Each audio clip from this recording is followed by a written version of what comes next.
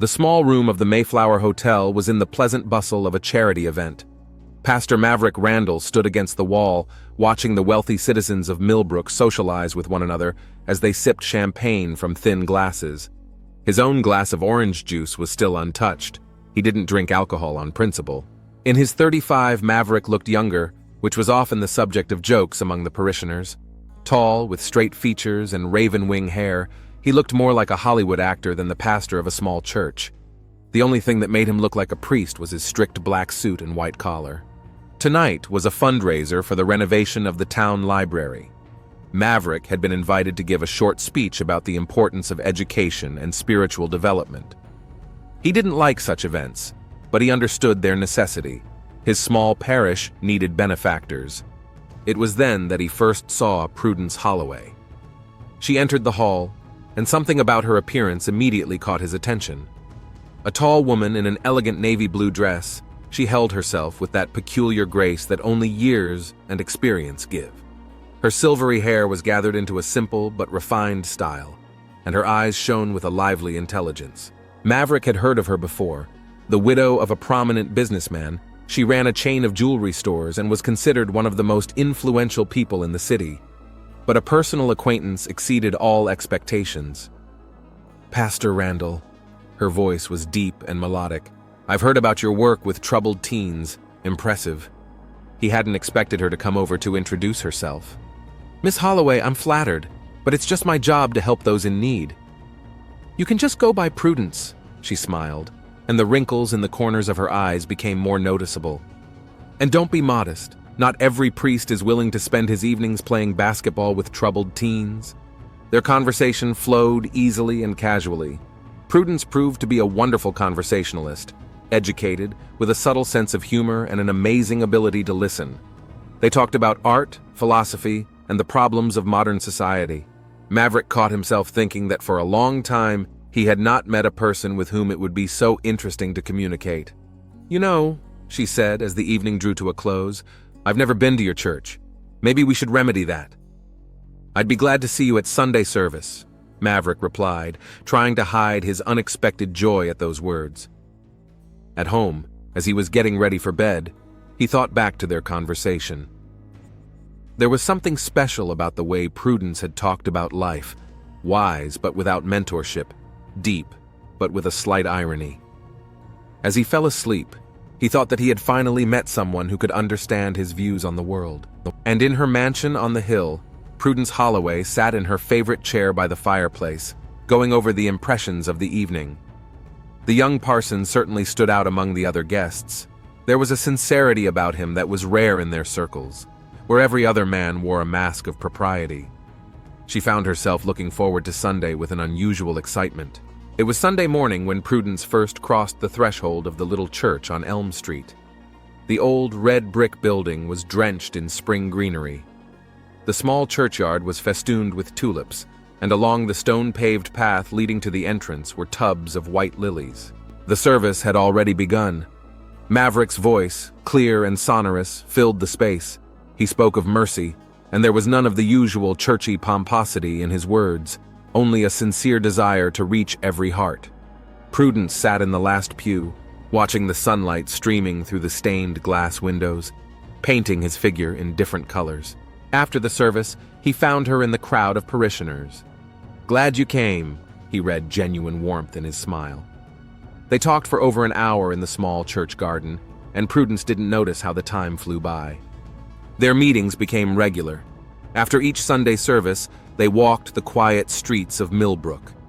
Maverick talked about his childhood in a small town in Vermont, about his teacher parents who had instilled in him a love of books, about how he had decided to devote his life to serving God. Prudence shared stories about her late husband, how she started her business with one small store, and her love of classical music. One such day, they walked into a small cafe on the main square. Maverick was just telling a funny story about his first days in seminary when a tall man in an expensive suit came swiftly to their table.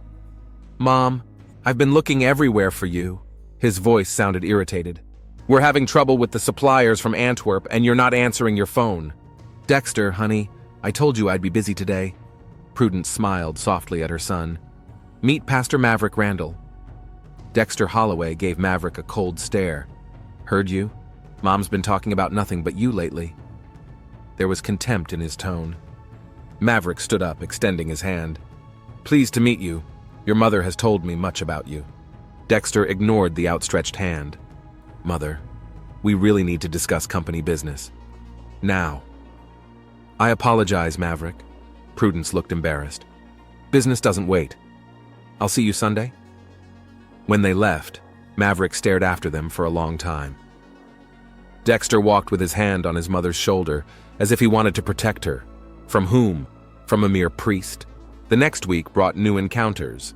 They attended a symphony concert at the City Philharmonic, where they played Prudence's favorite composer, Schubert. Maverick saw her cry for the first time while listening to Ave Maria. At intermission, she told him that this tune was played at her wedding to her late husband. After the concert, they took a long wander through the nighttime city. Prudence talked about her son, how hard his father's death had been on him, how he had taken over the company to support his mother. "He's a good boy," she said. "Just very protective of me. After George, my husband, died, Dexter feels it's his duty to take care of me, sometimes even overzealously." Maverick understood her. A son who has lost his father sees every man who appears near his mother as a threat, especially if that man was much younger than her. Their relationship developed slowly. They talked a lot about faith, about purpose, about the importance of finding joy in simple things. Maverick admired her wisdom and vitality. Prudence found comfort in his sincere faith and his ability to see the good in people. One evening, as they sat in the church garden, Prudence asked out of the blue, "Aren't you embarrassed by our age difference?" Maverick was silent for a long time, looking up at the setting sky. "You know," he said at last, "I realized long ago that true intimacy is measured not by years, but by depth of understanding. Next to you, I feel myself whole." At that moment, something changed between them. They didn't yet know where this closeness would lead them, but they couldn't imagine life without each other. Dexter continued to show up at their meetings, seemingly by accident. His dislike for Maverick became more and more obvious. He could talk to his mother for hours about suspicious priests preying on the money of elderly parishioners, or loudly discuss church fraud with business associates. But neither Dexter's barbed remarks nor the oblique glances of the townspeople could dampen the feeling that was brewing between the pastor and his parishioner. Every Sunday, Prudence took her place in the last pew. Every Sunday, their long conversations in the garden grew more frank and their glances warmer. Spring flowed slowly into summer, filling the church garden with the fragrance of blooming roses. Maverick often caught Prudence at work in this garden. She would come in the mornings to tend the flowers. "It makes me feel closer to God," she said, shaking the soil off her gardening gloves. Maverick couldn't sleep for the third night in a row. It was stuffy in his small bedroom above the church, despite the open window. He would get up, go to the window, look out at the night garden where Prudence worked during the day, and return to bed, only to sink back into thought. The last 3 months had changed his life. Every day he spent with Prudence revealed something new about her. Her quiet wisdom, her sense of humor, her ability to find beauty in the little things, all of it made him happy. He caught himself preparing sermons, imagining her reaction to every word. Even simple walks around town took on a new meaning. Prudence had a way of turning an ordinary grocery shopping trip into an exciting adventure. But what would the parishioners say? What would the diocese say? A 35-year-old pastor and a 59-year-old parishioner, such a union was sure to stir up controversy. Maverick prayed for hours, asking God for a sign if he was doing the right thing by letting this feeling grow. The sign came unexpectedly. Last night, after the service, as they sat in the garden, Prudence had talked about her childhood, how her father taught her to play the piano, how her mother baked apple pies on Sundays, how she dreamed of becoming an opera singer. And suddenly she stopped talking half a word, looking at the rose bush. "You know," she said quietly, "I never thought it was possible to relearn to dream at my age. Thank you for that." At that moment, Maverick realized all his doubts were just fear of other people's opinions. Hadn't he taught himself that love was a gift from God? Does age matter when two people find in each other what they have been searching for all their lives? Now, lying awake, he thought over the details of the evening ahead. The church had been under renovation for several weeks, renewing the stained glass windows. Tomorrow they should finish the last window, the one through which the rays of the setting sun fell directly on the altar. It would be the perfect moment. Maverick stood up and walked over to the antique dresser. In the bottom drawer, under a stack of clean shirts, lay a small velvet box.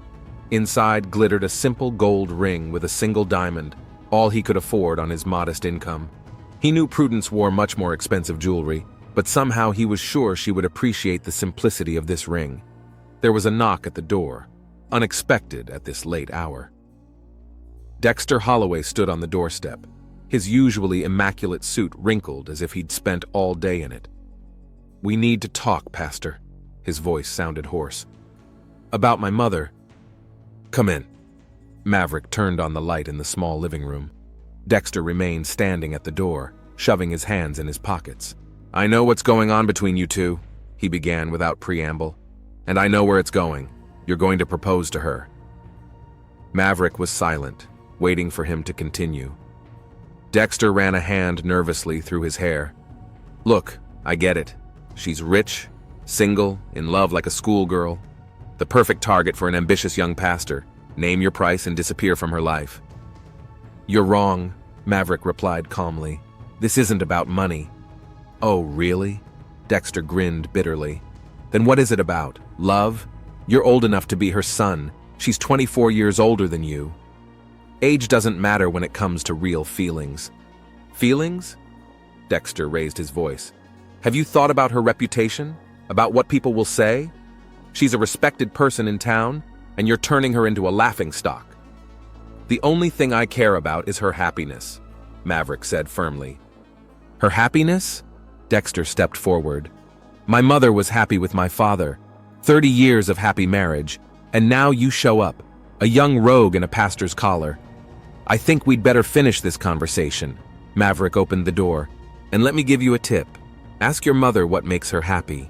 You might be surprised at the answer." Dexter stopped in the doorway. "This isn't over, Pastor. I won't let you ruin my mother's life."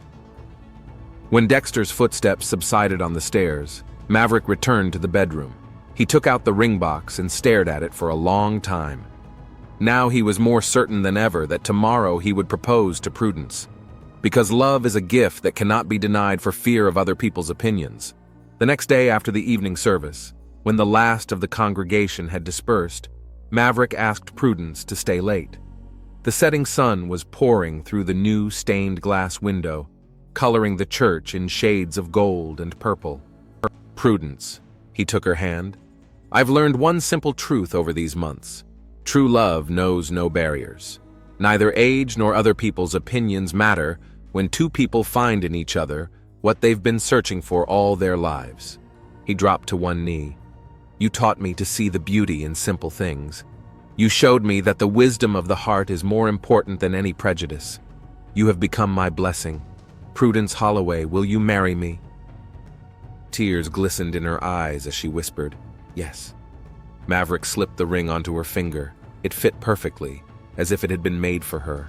"It's beautiful," Prudence said, admiring the simple gold bezel set with a small diamond, "as pure and sincere as our love." The news of Pastor Randall and Prudence Holloway's engagement spread through Millbrook with the speed of wildfire. The town was divided into two camps. Some admired the couple's courage, others condemned their decision. But the lovers had no time for gossip as they plunged into wedding preparations.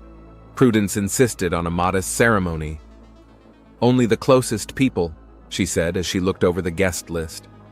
Maverick was grateful for that decision. A lavish celebration seemed inappropriate to him. Since the engagement, Prudence had spent a lot of time with her lawyer. "Some formalities need to be settled," she explained to Maverick. "I want you to have the opportunity to participate in the management of the company after the wedding. This will ensure your philanthropic endeavors." On the day she was signing the new will, Dexter made quite a scene in the company office. His screams could be heard even through the thick walls of the office. "You can't do this! This is your father's life's work! And you're giving it away to some hustler. I'm not giving away the company, Dexter, Prudence replied calmly. I just want my future husband to have a say in the family's affairs. You still remain the general manager. Of the family? Dexter laughed. What family? This marriage is a farce. He's using you. That's enough, steel sounded in Prudence's voice for the first time in a long time. I love you, son, but I won't let you meddle in my personal life. The Golden Gate restaurant, where the wedding dinner was to be held, was also bustling with activity. The manager was personally engaged in organizing the celebration. After all, it's not every day they have the wedding of the richest woman in the city. I need extra waiters, he announced at the morning meeting. The event must run flawlessly. Among the applicants was a young woman named Talia Pierce. Her letters of recommendation impressed the manager. Experience at some of Boston's best restaurants. Excellent references. I recently moved to Millbrook, she explained. I was looking for a job closer to home. No one noticed how carefully she scrutinized the seating plan for the guests, how long she looked at the photos of the newlyweds-to-be in the local newspaper. Prudence often stopped by the restaurant to discuss the details. She chose classic decorations: white roses, crystal vases, fine china. Everything should be elegant and simple, she said. Maverick was busy with other preparations. He was preparing a special sermon for the ceremony, talking at length with the bishop, getting his blessing for this unusual marriage. In the evenings, they met in the church garden, discussing their future life together. Prudence talked about her plans to expand her charitable work. Maverick shared ideas for new social programs. You know, Prudence once said, I never thought I'd be starting a new life at my age. But next to you, I feel so alive. In those moments, Maverick was absolutely certain of the rightness of their decision. What did it matter what others thought? What mattered was the sincerity of their feelings. The wedding was a week away. The talk of the town was still going on. Dexter continued his silent war, and at the Golden Gate restaurant, the new waitress, Talia Pierce, was scrutinizing the layout of the service areas and emergency exits. It was an unusually crisp summer morning. Prudence sat in her home office, poring over paperwork. Tomorrow her life would change forever, and she needed to get her affairs in order. She was just going over the last edits to the will when Dexter entered the study without knocking. Did you really do it? His voice shook with barely contained rage. In his hands, he held a copy of a document sent by the corporate lawyer, handed him a controlling interest. Sit down, son, Prudence said calmly. Let's talk. What's there to talk about? Dexter tossed the papers on the table. 35% of the stock, a third of the company. Are you out of your mind? Prudence folded her glasses neatly and looked at her son. It's my company, Dexter, and my decision. Your company? What about your father? What about everything he built? You're betraying his memory. Don't you dare. Prudence's voice sounded metallic. Don't you dare use my father's memory as a weapon. All he wanted for me was happiness. Happiness? Dexter laughed bitterly. With a man who's old enough to be your son, who's after your money? Maverick has never once asked me about money, Prudence replied quietly. In all these months, not a single question about the company or the inheritance. Of course, he's smarter than that, playing disinterested to get it all at once. Prudence stood up from the table. You know what the saddest part is, Dexter? You're so fixated on money that you can't believe in sincere feelings. Sincere feelings? He laughed again. Mom, wake up. Have you seen yourself in the mirror? You're 59. What love can we talk about? Prudence turned pale. For the first time in years, her son saw tears appear in her eyes. So at my age, I have no right to happiness? Must I live out my life alone? You are not alone. You have me. Yes, I do, and I love you, son. But you have your own life. You have your own family, your own interests.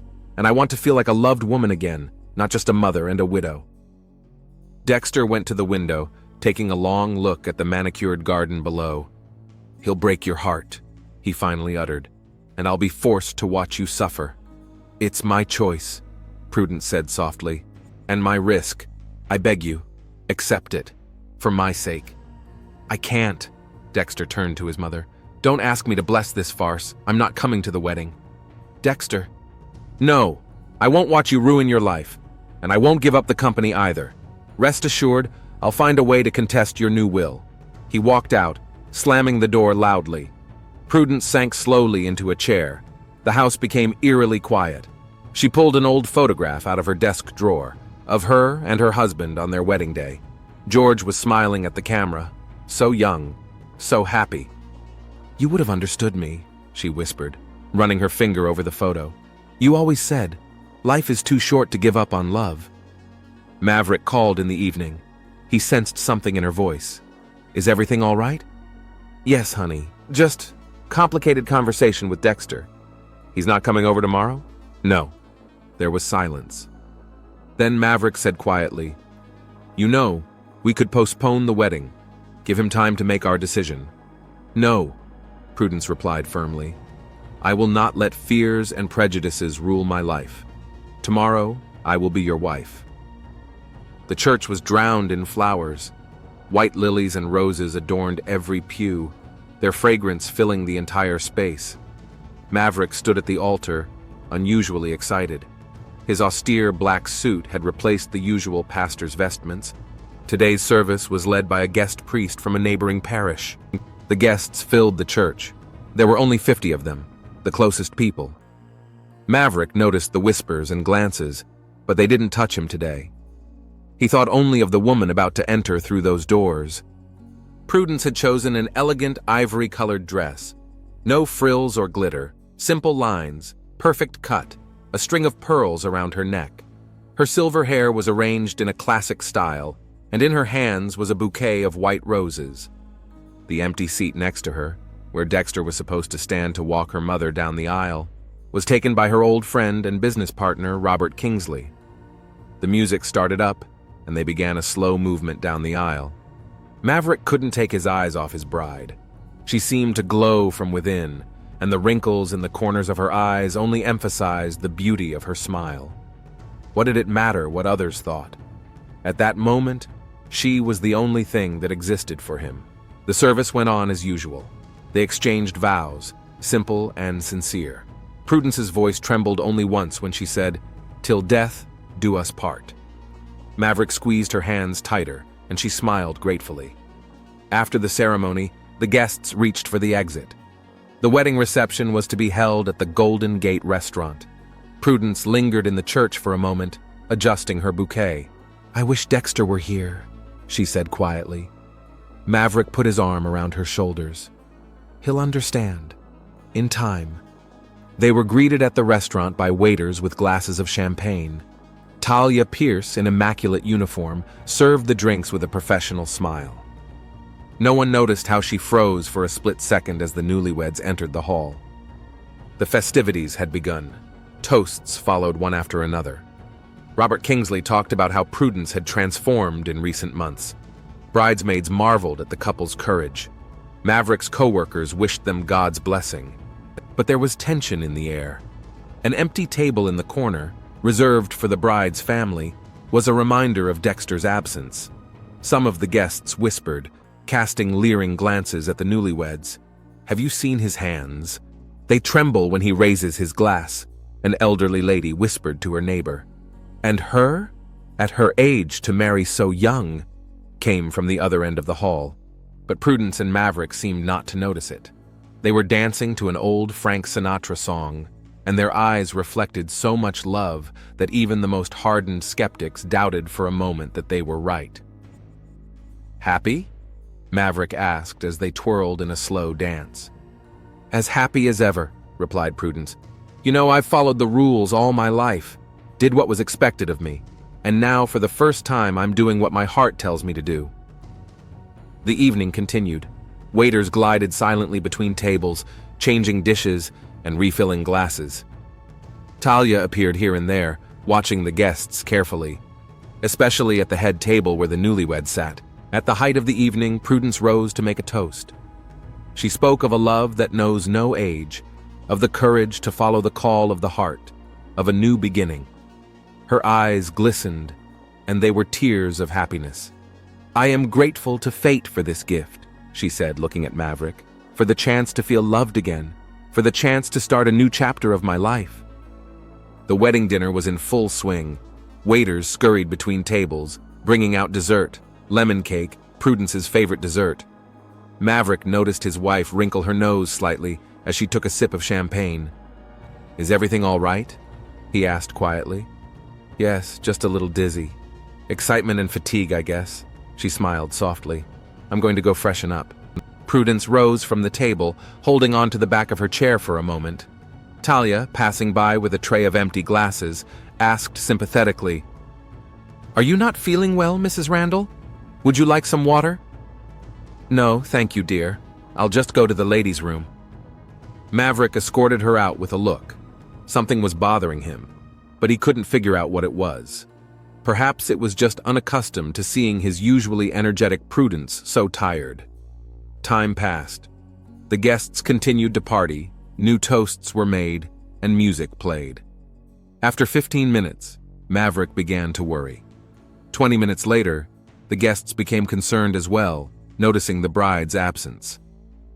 "I'll check," volunteered one of Prudence's friends, Eleanor. She returned a minute later, pale as a sheet. "There's no one there." Maverick jumped up from the table. "Check all the rooms," his voice trembled. "Maybe she got sick and laid down somewhere." The search began immediately. The guests split into groups, looking around the restaurant, the service areas, the kitchen, the backyard. Prudence was nowhere to be found. "Call Dexter," someone suggested. "What if she went to see him?" Maverick dialed his stepson's number. The man answered after the 5th ringtone. "If you're calling to say she's come to her senses—" "Prudence is missing," Maverick interrupted him. "Do you have her?" There was a pause. "What do you mean she's missing?" "Went to the bathroom 40 minutes ago and hasn't come back. We've searched the whole restaurant." "I'll be right there." Dexter's voice changed. "Keep looking." They checked the parking lot. Prudence's car was parked in the lot. Her purse remained on the chair. Her cell phone was in her purse. "Maybe another restroom?" the restaurant manager suggested. "There's another one on the 2nd floor, a service one." Maverick rushed upstairs. The corridor was empty and poorly lit. The restroom door was ajar. "Prudence?" He knocked. Silence. Pushed the door open. A metallic odor hit his nose. There was a dark puddle on the white tile floor. Prudence lay at the sink, her arm twisted unnaturally. Her ivory dress had turned purple. Blood spattered on the walls. Maverick's scream echoed through the building. People rushed upstairs. Some called the police, others tried to pull him away from the body, but he fought back, cradling his wife's lifeless body. Dexter burst into the restaurant as the sirens of police cars were already blaring. He flew up the stairs and froze in the restroom doorway. His mother was lying on the floor in a pool of her own blood. Over her, covered in blood, Maverick leaned, silently whispering a prayer. "Don't touch anything," came a commanding voice. Police officers entered the room. "Everybody out, this is a crime scene." Maverick was torn from the body with difficulty. He didn't resist. It was as if all his strength had gone at once. There was a look of absolute shock in his eyes. Dexter grabbed him by the chest. "What did you do to her?" The police officers separated them. Downstairs in the restaurant, panic reigned. Guests crowded around the stairs, trying to find out what had happened. Waiters hastily closed the doors, keeping out the gawkers attracted by the sounds of sirens. Talia was methodically wiping glasses at the bar, watching what was happening. Her hands didn't shake. A tall man in plain clothes entered the room, showed his badge. "Detective Rowan Blackwood. No one leaves the room. Everyone stay where you are. We're starting an investigation." Detective Rowan Blackwood turned the restaurant manager's office into a temporary investigation headquarters. His first order of business was to interview the restaurant staff. Waiters, cooks, cleaners. They all said the same thing. A normal wedding night, happy newlyweds, no incidents until the bride disappeared. "Who was the last person to see Mrs. Randall?" Blackwood asked. "I did." Talia Pierce stepped forward. "She said she didn't feel well and went to the bathroom. I offered to get her some water, but she refused." "Are you new here?" The detective looked at the young woman carefully. "Yeah, working my 2nd week. Moved here from Boston." Blackwood made a note in his notebook and dismissed the staff. It was the guests' turn.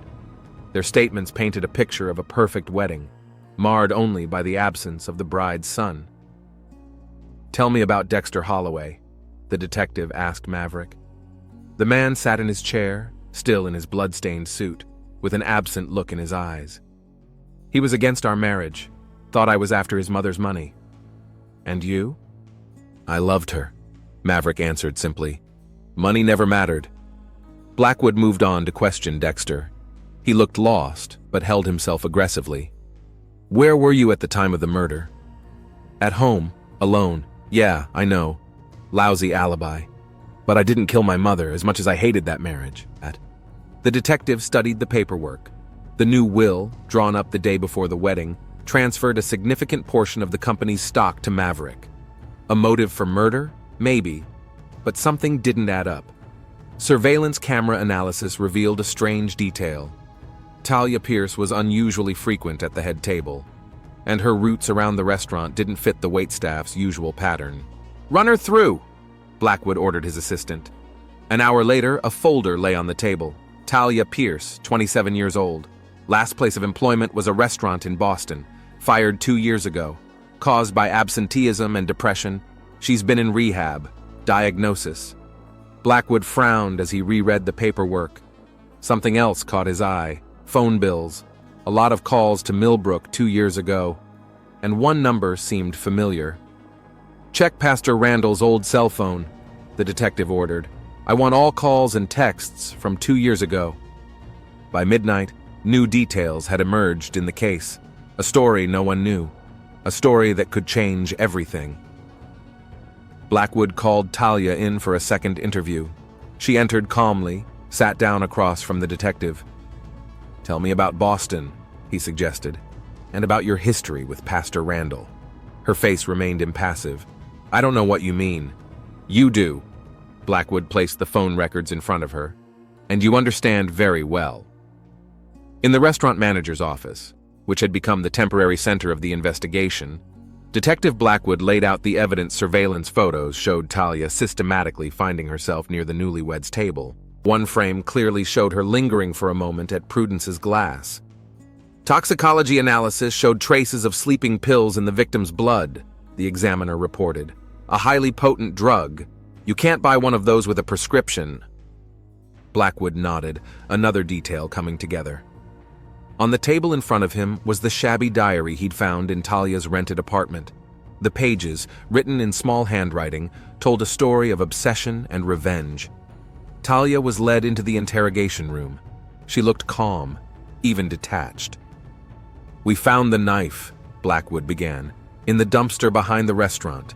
Your fingerprints are on it." Talia was silent. "And we also found this." He placed the journal in front of her. Very interesting reading, especially the entries from 2 years ago. She ran her finger over the cover. "You had no right to—" "I did. Search warrant." Blackwood opened the diary. "Here, for example, he said he loved me, that we'd be together when things settled down. I believed every word he said. That's about Pastor Randall, right?" Talia looked up. "You don't understand anything." "Then explain it. Tell me how the young pastor seduced you in Boston. How he promised to marry you, how he forced you to have an abortion and then abandoned you, fearing for his reputation." A tear rolled down her cheek. "He said it was temporary, that you just had to wait, and then he stopped answering the phone." Blackwood pulled out the crime scene photos. "And that's why you killed his wife? A woman who had done nothing wrong to you?" "She was his reward." Talia raised her voice for the first time.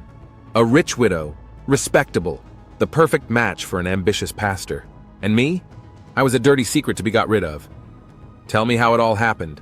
Talia leaned back in her chair. "I followed him, found out about the engagement from the papers. I got a job at the restaurant. It wasn't hard. I have good work experience." "Sleeping pills?" "Left over from when I was treated for depression. I put it in the champagne, waited for it to take effect. She went to the bathroom by herself, just like I planned." "Why upstairs? Why not the main restroom?" "I told her there was a line, advised her to go up to the second floor. She was already half asleep, just listened." Blackwood stared at the woman in front of him. No remorse, no fear, just endless fatigue. 12 stab wounds, he pronounced. That's not revenge anymore. That's rage. You know what I felt when I looked at their happy faces? Talia pitched forward. He smiled at her the way he once smiled at me, spoke the same words about love, about eternity, and she believed as I once did. You wanted to ruin his life. I wanted him to feel the same pain I felt, the loss, emptiness, loneliness. Blackwood closed the file folder. Talia Pierce, you're under arrest for first-degree murder. In the next room, behind the glass, Maverick listened to this confession. His face expressed nothing, as if all emotion had burned out during those terrible hours. Dexter stood next to him, his eyes full of tears. I wanted to protect her from you, he whispered, and you should have protected her from her. Maverick didn't answer. He stared at the woman behind the glass, the woman he had once loved, the woman he had hurt, and the woman who had taken the most precious thing from him. The courtroom was full. Millbrook hadn't missed the denouement of a high-profile case. The evidence against Talia Pierce was overwhelming. A diary, a confession, camera footage, fingerprints on the knife. The jury deliberated for only 2 hours. The sentence was life in prison without parole. Maverick sat in the last row, visibly gaunt, his hair graying. Dexter was next to him. Over the past few months, they'd suddenly begun to connect. Not that they had become close, but their shared grief had created some kind of understanding between them. After the trial, they went outside. Dexter took out a cigarette. Decided to sell the company, he said, lighting up. Found a good buyer. What are you going to do? Move to Chicago. There's a branch there. We can start fresh. He let out a puff of smoke. What about you? Still thinking about Oregon? Maverick nodded. He'd left the church almost immediately after the funeral. He just couldn't preach anymore. A small congregation on the West Coast had offered him a place. New town, new faces. Maybe there he could start over. We reached the cemetery. There were always fresh flowers on Prudence's grave. Dexter came every week, bringing her favorite white roses. Found this yesterday. Maverick held out the envelope. She wrote the morning before the wedding. In the letter, Prudence asked them to find common ground, to understand and support each other. Dexter folded the sheet in silence, tucked it into his pocket. When are you leaving? Tomorrow night. Will you come by? I'll stop by in the afternoon. We'll have coffee. The next day, Dexter did stop by. They sat for an hour over coffee, talking about future plans. Then they shook hands, firmly, man to man. Life didn't stop, though sometimes it felt like it should. Dexter plunged into work, preparing the company for sale. Maverick was packing for a move to Oregon, and Talia Pierce was adjusting to her new reality in a maximum security women's prison. No anger, no triumph, just emptiness, and the realization that revenge brought no relief.